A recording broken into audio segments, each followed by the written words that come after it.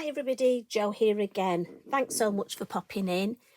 Today we're going to have a bit of a catch up and answer a couple of questions. So one of our lovely friends and followers, Anne, has asked if we can use the Shanty stamp. And this is this beautiful stamp here. Now, she's bought it, had it for a while and not used it yet. And I'm sure she's not the only one. We all do that, don't we? Not just stamps. How many products have you bought and thinking, I'll use that, and then you just don't, and then you find it when you're having that tidy up? And then the other one is Alison, and she was asking about the stamp and spin recently and just wanted a bit more sort of inspiration as to how to use it. So I was thinking this beautiful partial wreath and this gorgeous, I think this could be a gingerbread house, you know, fabulous for a new home card. And would make a fabulous Christmas card. I make my Christmas cards, obviously, and I'm sure you do, but there's always those special ones that you make, and this could be my design. I'm thinking for this Christmas, I could put the mini holly, the berries in there, could have some snow on the roof, some snowflakes, yeah. That would make just a fabulous, nice little bow, maybe at the top. I'd have to decide where to put the bow. Oh, maybe here. Yes, opposite the sentiment. So lots of inspiration with this one. So I do hope you'll make yourself comfy and join me. Have you got a nice brew? Cheeky biscuit? I haven't. I'm really trying to be good. Well, I say trying. So this all starts with a piece of multifarious card, and this is 7 by 7. And I'm going to use the beautiful stamp and stencil part of the machine to start off with. And yes, we can just lift it up. Now I keep a piece of copy paper in here, and I'm just going to put my card roughly in the middle. I say roughly because it will be roughly, but it doesn't matter because my stamp, and again, if you're not sure where to put your stamp, remember to just use the acetate to help guide you. Now, because my stamp's clean, I can actually put it on. If you're worried your stamp isn't clean, just pop a piece of acetate and then pop it on top. But I'm thinking I'm going to have that about there. So I shall just pick it up. And the table may wobble a little bit when I pick it up, so I do apologise. Versafine Clair Pinecone.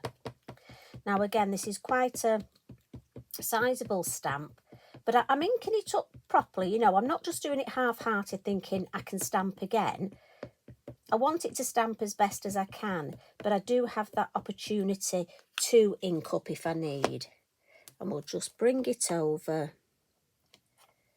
She says, put my ink pad in the way. And we'll just give that a gentle press.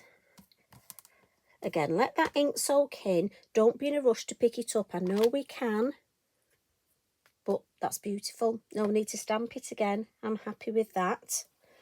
So I'm going to take this part out. And then I'm going to come in with the lovely stamp and spin part. And again, make sure that it's the correct way. So you want the sort of lime green upwards, and then that just clicks back in, look, and away we go. So again, just check I'm positioned okay, and I'm going to come in. The first stamp is this beautiful oak leaf flourish. Now again, for me, I want to sort of look on here where I want it. So I'm thinking I want it to be about here.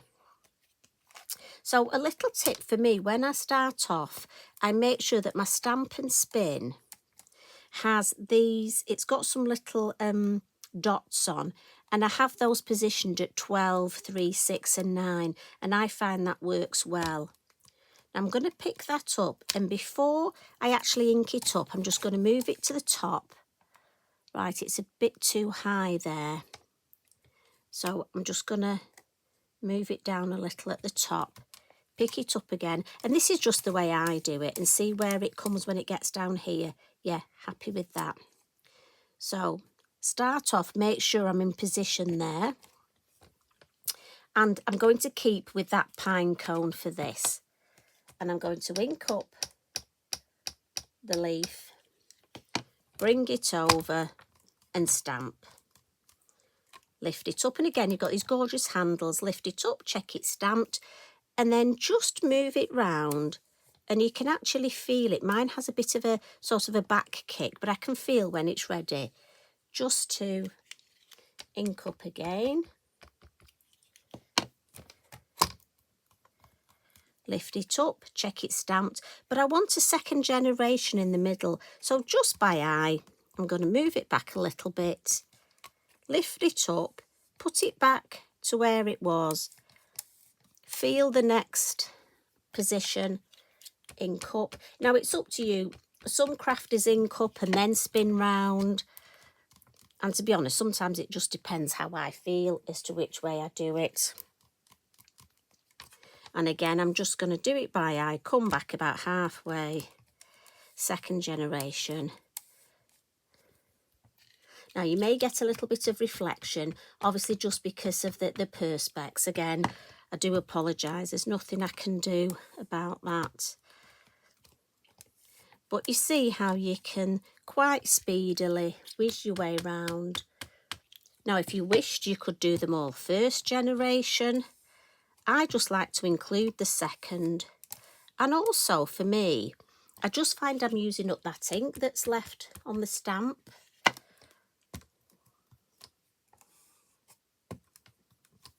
And you'll get into such a lovely sort of rhythm. And it's like all things. I always say, you know, like cooking, you know your own oven. Well, you'll know your own stamp and spin. Halfway, last one. There we go. And already, I mean, this would make a gorgeous autumn design, wouldn't it? So we'll give that a wipe. And I'm just going to wipe the lid. Pop the lid on there. So the next stamp I'm going to use is Dill, one of the herbs. And for this one, I'm going to come in with Avocado. So again, I'm just going to position this one on here. And what I think is over where I've got the light, I'll just have that sort of angle. So I've got a bit of the greenery coming out. No, I like it on the outside. So I'm going to go for that. Now you can use the circles on here. And I've shown you that before, but I've just, for me, I like to actually position it on my design. I've just found it works well for me. But as I say, you will come up with a design that works well for you.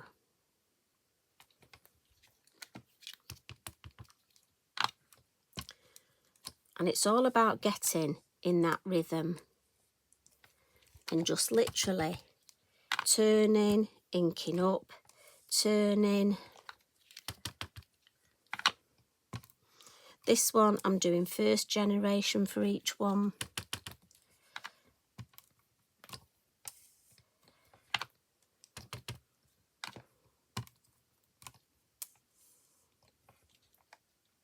Oh, I picked the whole thing up then.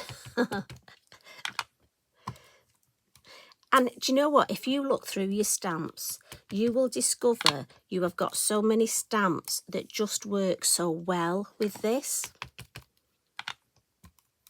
And as I say, for so many different occasions. And it's amazing just by altering the stamp you use, the colour of ink.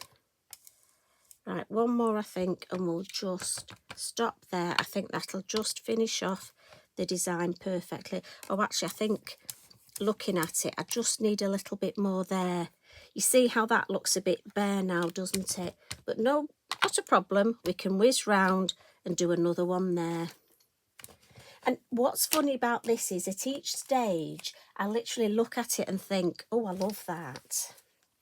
So again, you could leave it like this, but we're just going to introduce, and it's a tiny little stamp off the wild foliage, and it looks like a little ginkgo, but just to introduce a little bit of blue. So again, I'm just going to check I've got my little dashes at the right place, and we'll do the outside first, and we'll just have one come in there. And for this, I've gone for Warm Breeze. And I'm literally going to breeze this around.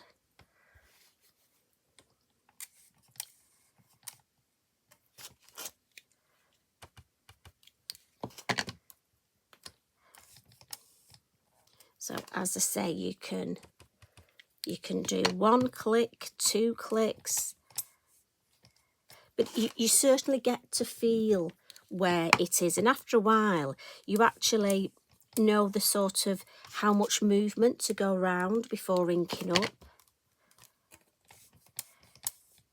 Great fun to use.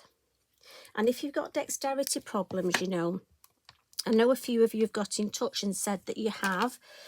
This is a game changer because it does make it so much easier. So we want one on the inside now, and I'm going to start there because I'm not sure whether to have one here or not. But I'll start in the middle, just get my dots back. And again, you might have your own little routine or hints and tips of how to use this. I mean, as I say, we all get in our own little ways, don't we? And the beauty of it is, if you get any on the lid like I just have, because your stamps are thicker and proud, it doesn't show. The ink won't go through onto your work. A bit messy there. Now I'm going to stop there. I think that's just the right combination, don't you? I hope you agree. So what we can do, I'm just going to wipe my hand. I've got a little bit of blue ink look on my hand. I don't want to get that on my work. We'll lift this off. And I'm going to file that on the floor next to Eric, and I'll clean it later. So we're just going to give that a bit of a blot. Remember, your Versafine Clair, slower drying ink. And then just want to add a little bit of colour. It might be you like this white area left white. For me, I just want to take that whiteness off, if that makes sense. So lime punch for this, always blend in the lid. And I'm just going to start here and just blend my way around. And I'll go halfway and just show you the difference. And again, you know, just different people. For me, I like this side with that green, but it might be you prefer this side. And if you do, you know, that's lovely. You leave the green off. I just like the greenery behind. And I know you're asking me why I do it after. Obviously, because I can see where I've stamped, and I think it works well. So now we're going to add some colour. And to add the colour, my base layer is going to be a bit of a cheats colouring. You know I like my quick colouring. So Henna, number 3 brush. And let's just take, again, the whiteness off the card. And we're just going to add a base colour now. And then we can use our pencils on top of this to add extra colour and extra detail. But I find this is a great way to get that first lot of colour on, especially when it being a large area. So that's my henna, just on there. And then next I'm going to come in with Sahara. And again, the number 3 brush, perfect for this. And this is where I'm going thatched cottage. So this is my beautiful thatch. We've just had it rethatched, look. Now I believe it is quite expensive to have a cottage rethatched. So, sorry, excuse me. And a little bit of light in there. Like I say, how quick was that? But then we can come in with our Mondelez pencils, watercolour pencils, and add some more detail. So the colours I'm going to be using are number 30, 33, 132, number 16 and number 24. And I just need a little bit of kitchen roll to lean on. So I'm just going to start with the light brown and add a little bit of colour to the chimney. And then I'm just going to come in and add a little bit of detail to the trees here. And it's up to you how much colour and how much detail. Depends how much colouring you want to do. Now I'm just going to colour the odd one of these bricks here. And I'm going to use my Wink of Stella to blend. So I'm just literally colouring the odd one. Come in with my darker brown, and I'm having shadow on this outer side. So again, under the thatch we'll have shadow. And on this side, and I'm just going to drag just to give that bit more detail. And at the base, I've got that shadowing. And again, we'll just do a couple of these so that when we blend, it just adds to the whole design. And I know you're wondering about the lovely sort of, is it coping stones? Anyway, the stones around the window. I'm sure they're called different things in different countries anyway. So I've gone for red for this because I'm thinking it's a beautiful red brick and wood built cottage with our lovely thatched roof. But again, the colour choice, what I thought as well, because we've got the heart on here, look, I can bring in those colour tones.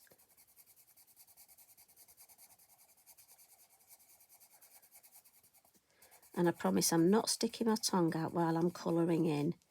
I love doing colouring in at workshops, especially in-person workshops, because it's amazing how many ladies and gentlemen stick the tongue out while they're colouring. And often the room goes very quiet as everybody just concentrates. Now again, this will be a lovely card for you to stamp up, but lovely in your journal, and you just take your time colouring in. We'll add a couple of little red bricks on here just to blend those colours. Now the door, I want to try and get this warm breeze colour, and I hadn't got a colour in my set, so I thought I'd mix these two. So what I'm thinking is it's sort of a blue colour warm breeze, isn't it? And I can hear you saying yes, but it's sort of a greeny blue and aqua. So hence we've got the green.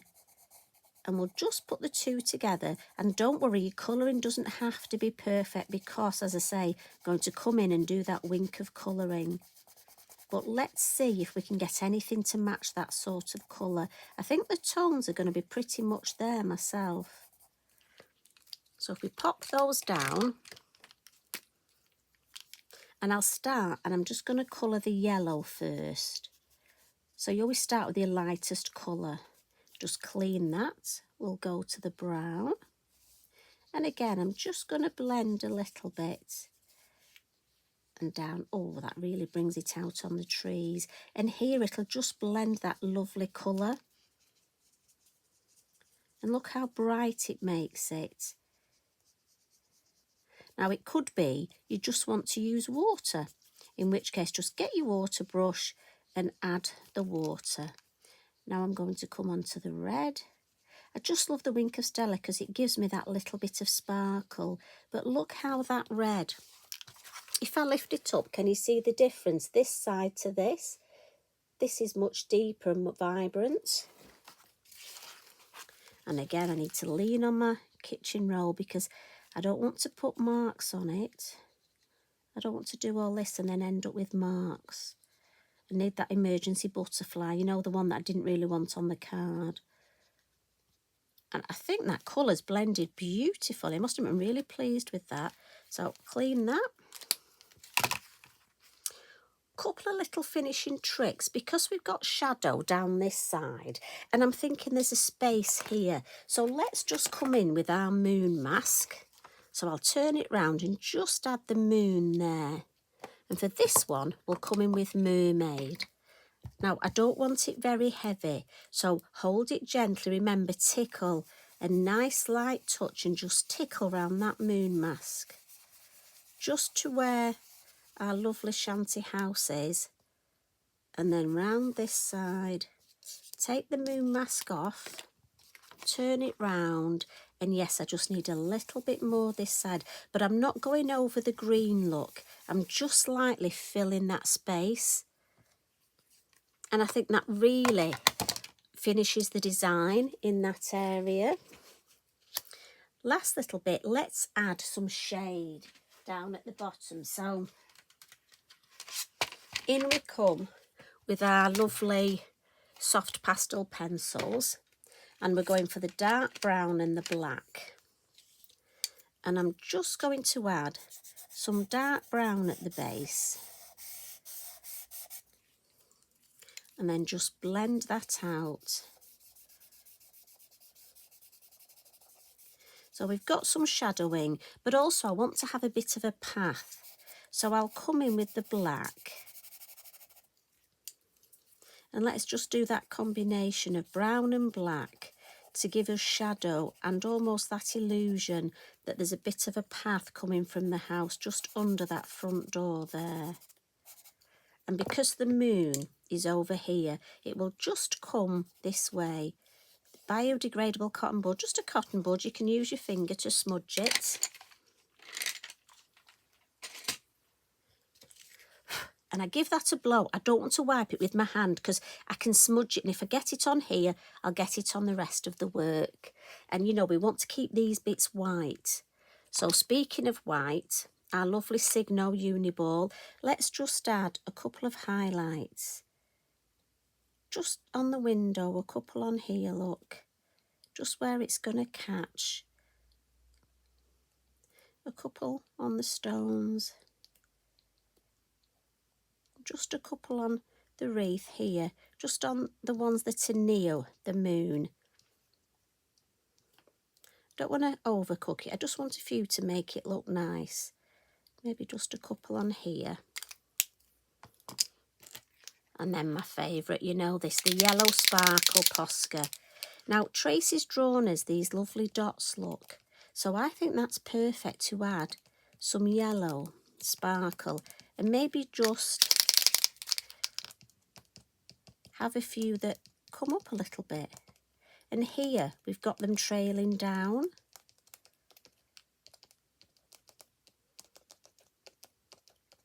And the yellow goes because we've got yellow look in our lovely thatched roof.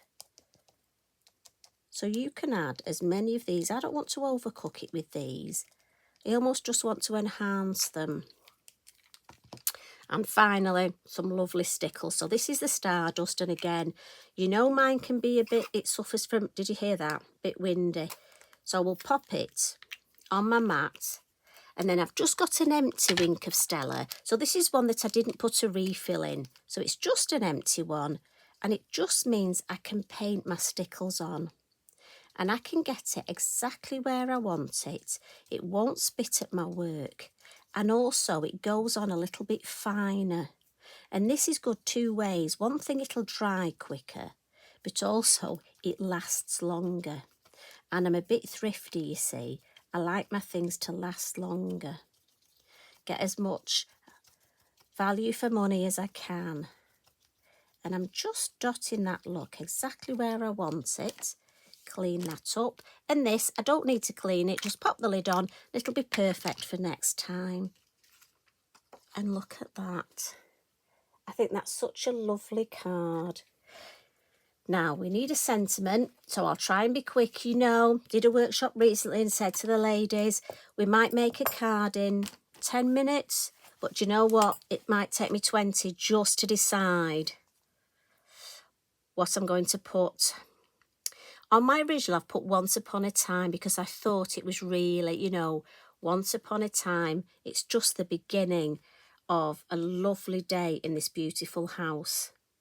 So I'm actually going to put Take Each Day As It Comes because I think that's lovely. And as always, I'm going to use my scissors just to position it. And I think it looks nice, the balance, and especially where we've got the path. I'm just going to pop it down here. Need to get it straight though. There we go. Now I think that would have so many uses. So I hope that's helped. I hope, Anne, that gives you an idea of how you can use the card. Maybe you could do some notelets, a spring, summer, autumn and a winter version. And Alison, I hope that helps. We gave you a quick go with the stamp and spin, but this shows you how you can incorporate it in a design. And again, you don't need to do a full wreath, just a partial one. So thanks as always for popping in.